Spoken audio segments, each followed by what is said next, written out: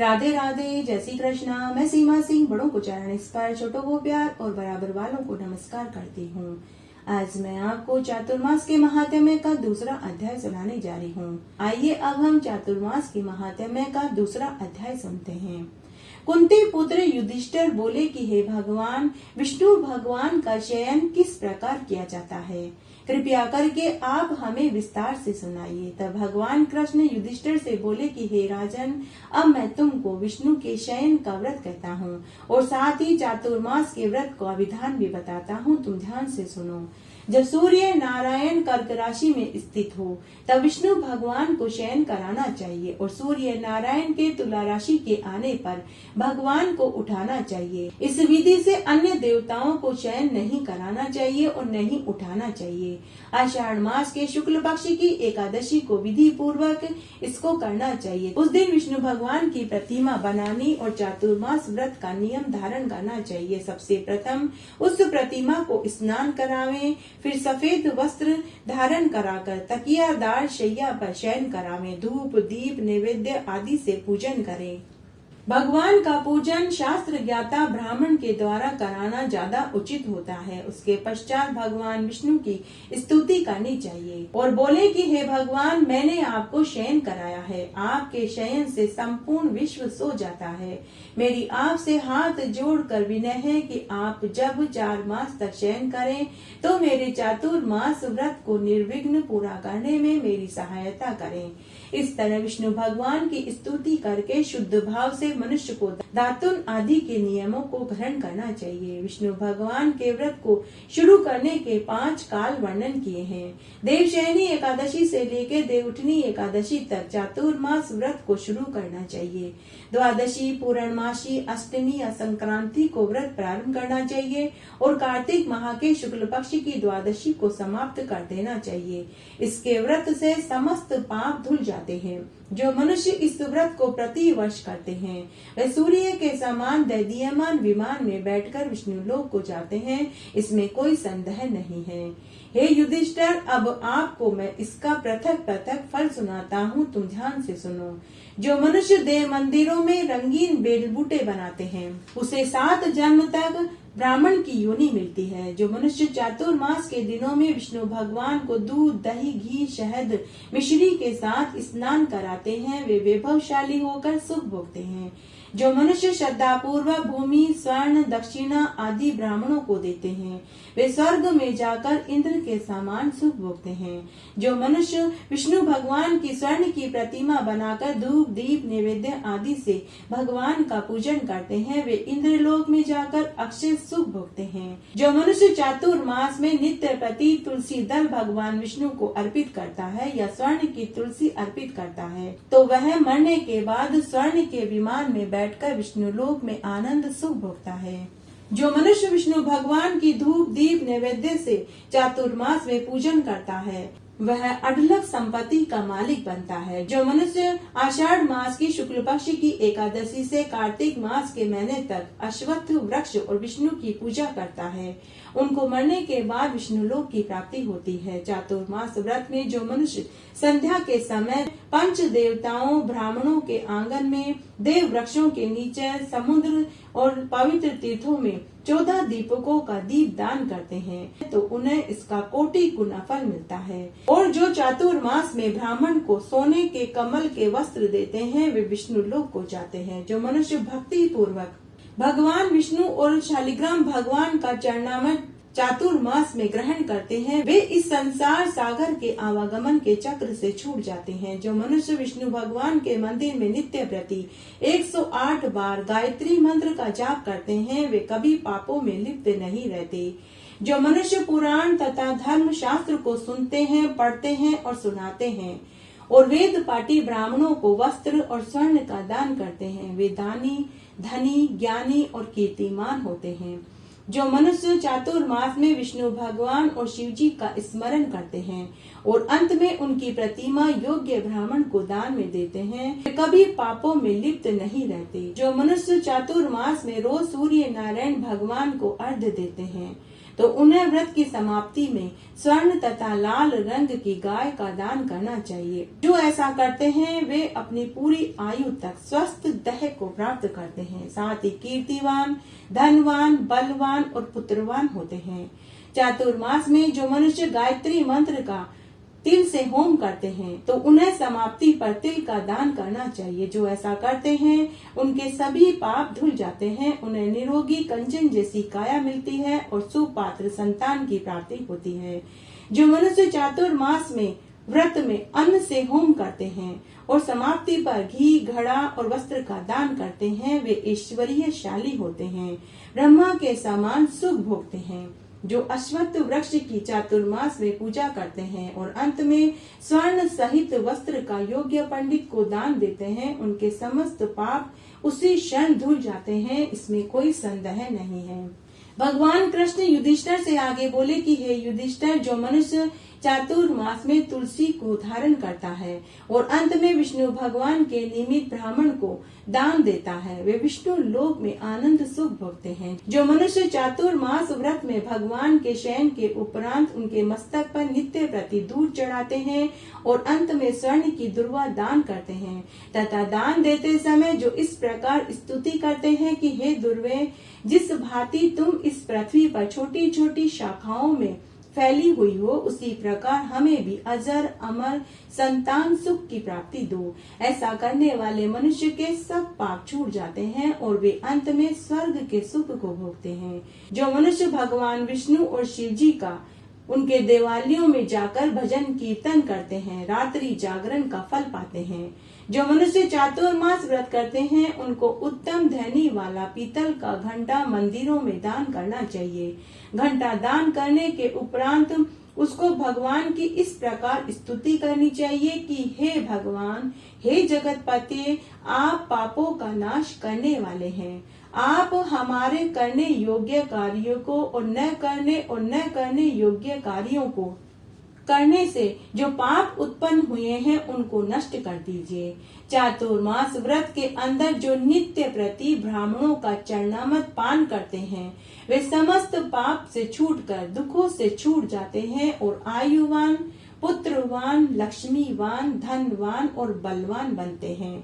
चातुर्मास व्रत के समाप्ति पर गौ का दान करना चाहिए। यदि गौ दान करने की सामर्थ्य नहीं है तो वस्त्र का दान करना चाहिए। जो ब्राह्मण को नित्य प्रति नमस्कार करते हैं उन्हीं का जीवन सफल है, वे समस्त पापों से छूट जाते हैं। चातुर्मास व्रत की समाप्ति में जो ब्राह्मणों को स्वादिष्ट भोजन कराते हैं और अपनी सामर्थ्य अनुसार दान दक्षिणा देते हैं उनकी आयु और धन में वृद्धि होती है। जो मनुष्य अलंकार दक्षिणा का दान करते हैं वे चक्रवर्ती, आयुवान, पुत्रवान राजा बनते हैं और स्वर्ग लोक में प्रलय के अंत तक इंद्र के समान राज्य सुख भोगते हैं। जो मनुष्य सूर्य भगवान तथा गणेश जी को नित्य प्रति चातुर्मास में नमस्कार करते हैं उनकी आयु और लक्ष्मी दोनों बढ़ती है। यदि गणेश जी प्रसन्न हो जाएं तो मनवांचित फल मिलता है।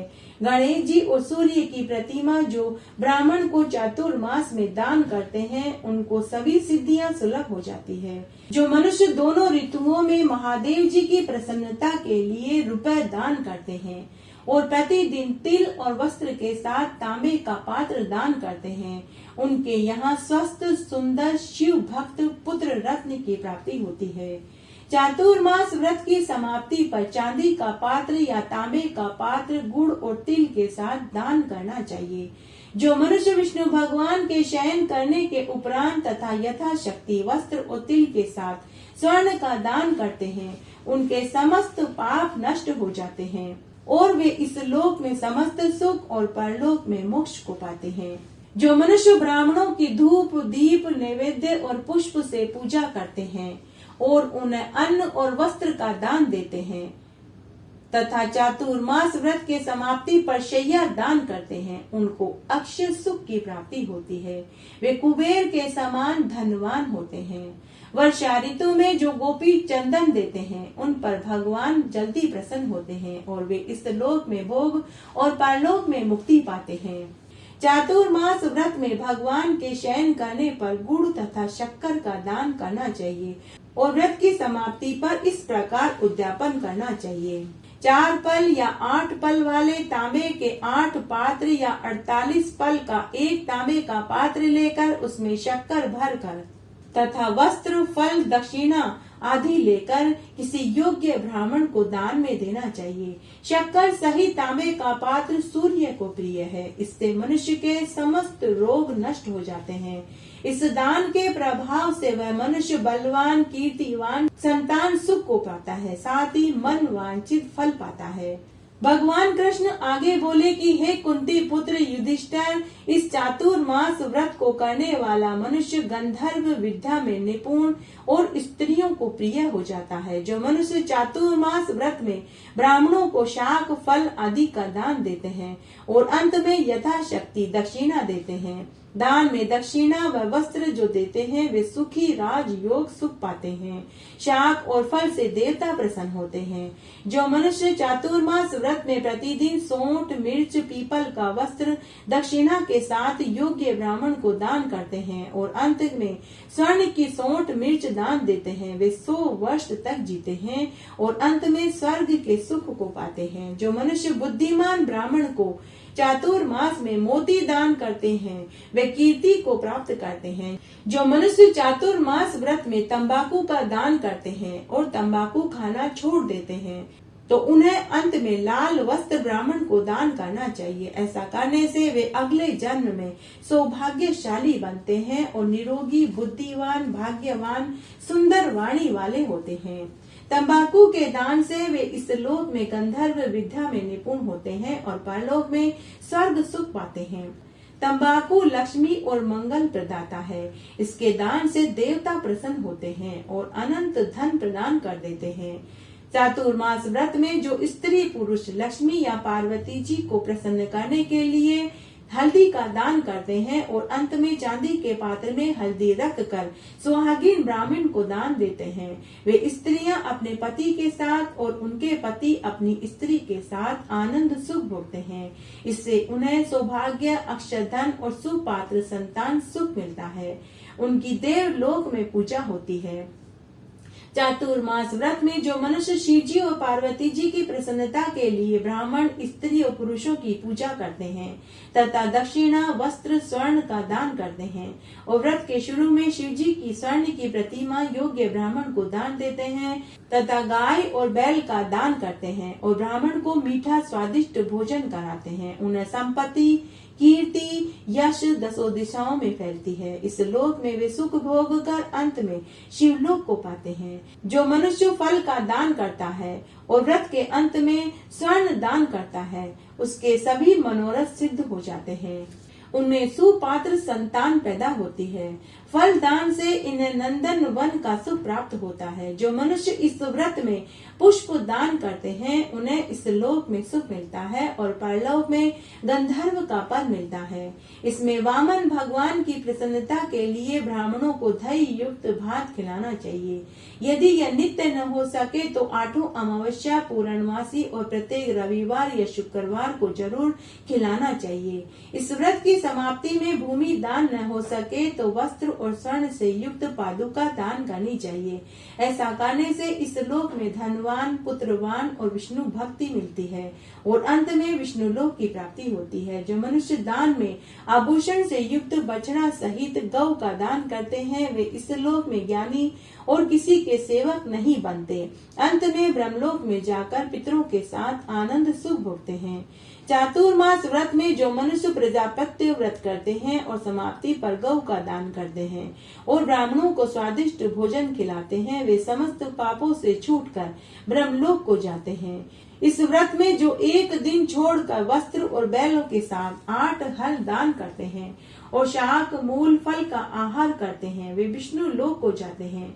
जो मनुष्य पयो व्रत करते हैं और अंत में दूध देने वाली गाय, बछड़ा सहित योग्य ब्राह्मण को दान में देते हैं वे विष्णु लोक को जाते हैं। जो मनुष्य दोनों ऋतुओं में केला पत्र और पलाश के पत्र में भोजन करते हैं, कांसे के पात्र में वस्त्र दान करते हैं वे इस लोक में सुख भोगते हैं। चातुर्मास में जो पलाश के पत्तों में भोजन करते हैं तथा तेल नहीं खाते, उनके समस्त पाप उसी क्षण छूट जाते हैं। चातुर्मास व्रत के प्रभाव से ब्राह्मण का घात करने वाला, सुरा पीने वाला, बालकों को मारने वाला, असत्य बोलने वाला, स्त्री को मारने वाला, किसी के व्रत को बिगाड़ने वाला, अगम्य गमन करने वाला, विधवा गमन करने वाला, इन सब के पाप से भी वह छूट जाता है और अंत में वह निर्वाण पद को प्राप्त होता है। चातुर्मास व्रत के अंत में 64 पल, कांसे का पात्र तथा आभूषण युक्त बछड़ा सहित गौ का दान करना चाहिए। जो मनुष्य भूमि को लीप कर भगवान का स्मरण करके भोजन करते हैं, उन्हें आरोग्यता तथा बलवान पुत्र की प्राप्ति होती है। वे धार्मिक और चक्रवर्ती राजा बनते हैं। उन्हें किसी भी शत्रु का भय नहीं सताता और इस लोक के समस्त सुखों को भोग कर मरने के बाद वे स्वर्ग को जाते हैं। जो मनुष्य बिना मांगे हुए आभूषण से युक्त षटरस चंदन सहित बैल दान करते हैं, उन्हें षट रस युक्त भोजन कराते हैं, उन्हें मरने पर विष्णु लोक की प्राप्ति होती है। जो मनुष्य भगवान के शयन करने पर नित्य प्रति रात्रि को जागरण करते हैं, भजन कीर्तन में समय बिताते हैं और अंत में 5 ब्राह्मणों को स्वादिष्ट भोजन खिलाते हैं, दक्षिणा देते हैं, तो ऐसे व्यक्तियों को मरने पर शिवलोक की प्राप्ति होती है।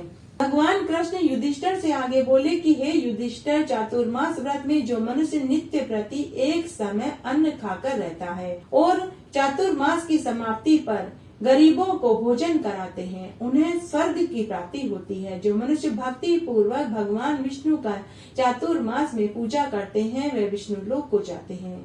जो भगवान के शयन करने के बाद भूमि पर शयन करने का नियम लेते हैं, तो उन्हें अंत में शैया दान करनी चाहिए। ऐसे व्यक्ति शिव लोक में पूजित होते हैं। चातुर्मास व्रत में जो मनुष्य मैथुन नहीं करते, वे बलशाली, यशस्वी और शक्तिवान होते हैं। अंत में वे स्वर्ग को जाते हैं। जो मनुष्य इस व्रत में उत्तम चावल या जो सह परिवार खाते हैं, वे भी स्वर्ग को जाते हैं। चातुर्मास व्रत में जो तेल नहीं लगाते, तो उन्हें अंत में कांसे या मिट्टी के पात्र में तेल भरकर मंदिरों में या योग्य ब्राह्मणों को दान में देना चाहिए। ऐसे मनुष्य विष्णु लोक के सुख को भोगते हैं। जो इस व्रत में शाक नहीं खाते और चातुर्मास की समाप्ति पर चांदी के पात्र को वस्त्र में लपेट कर दान में देते हैं, वे शिवलोक में जाकर ख्याति पाते हैं। जो मनुष्य चातुर्मास व्रत में गेहूं का त्याग करते हैं, अर्थात अन्न नहीं खाते, तो उन्हें अंत में स्वर्ण का गेहूं योग्य पंडितों को दान में देना चाहिए। जो ऐसा करते हैं, उन्हें अश्वमेध यज्ञ की फल की प्राप्ति होती है। जो मनुष्य चातुर्मास व्रत में अपनी इंद्रियों का दमन करता है, तो उसे अश्वमेध यज्ञ के फल की प्राप्ति होती है। जो मनुष्य सावन मास में शाक, भादवे में दही, कुआर में दूध और कार्तिक में दाल का त्याग करते हैं, उन्हें निरोगी कंचन जैसी काया मिलती है। जो चातुर्मास स्नान करके भगवान की पूजा करते हैं, वे स्वर्ग के सुख को भोगते हैं। जो मनुष्य चातुर्मास व्रत में मीठा, खट्टा, कड़वा पदार्थ का त्याग करते हैं, वे समस्त दुर्गुणों से छूटकर अंत में स्वर्ग के सुख को भोगते हैं। जो मनुष्य चातुर्मास में भगवान का स्मरण करते हैं, उन्हें स्वर्ग के सुख की प्राप्ति होती है। जो मनुष्य चातुर्मास व्रत में पुष्प आदि का धारण काल छोड़ देते हैं, वे स्वर्ग को जाते हैं। इस व्रत में जो मनुष्य चांद्रायण का व्रत करते हैं, वे स्वर्ग को जाते हैं। जो मनुष्य चातुर्मास व्रत में मात्र दूध पीकर ही रहते हैं, उनका वंश प्रलय के अंत तक चलता है। जिस दिन भगवान शयन करते हैं, उस दिन ब्राह्मणों को अन्न, वस्त्र, रुपया दान करना चाहिए और 5 ब्राह्मणों को भोजन कराना चाहिए। जो ऐसा करता है, उसे अनंत कोटि गुना फल की प्राप्ति होती है। ये समस्त दान वेद पाठी धार्मिक ब्राह्मण को देने चाहिए। चोरी करने वाला, मद्यपान करने वाला, अज्ञम्य गमन करने वाला, अधर्मी शास्त्रों का निरादर करने वाला, मिथ्या बोलने वाला, अन्य त्याज्य कर्म करने वाले ब्राह्मण को दान देने से उल्टा पाप लगता है तथा नरक की प्राप्ति होती है। चातुर्मास भगवान विष्णु की कृपा प्राप्त करने के लिए लगभग 4 माह तक किया जाने वाला व्रत है। इस व्रत को देवशयनी से देवउठनी एकादशी से जोड़ने से प्रभु की प्रति अपना अनुराग दृढ़ होता है। चातुर्मास अर्थात चौमासे में जब भगवान श्री हरि विष्णु शयन करते हैं, उस समय कोई भी मांगलिक कार्य नहीं किए जाते। मांगलिक कार्यों का आरंभ देवउठनी एकादशी से पुनः शुरू हो जाता है। इस तरह आज हमने चातुर्मास के महात्म्य का दूसरा अध्याय सुना। आशा करती हूँ यह आपको जरूर पसंद आएगा। मेरे साथ बने रहने के लिए आपका धन्यवाद। आगे आने वाली कथा कहानियों के लिए भी आप इसी तरह मेरे साथ बने रहें। धन्यवाद।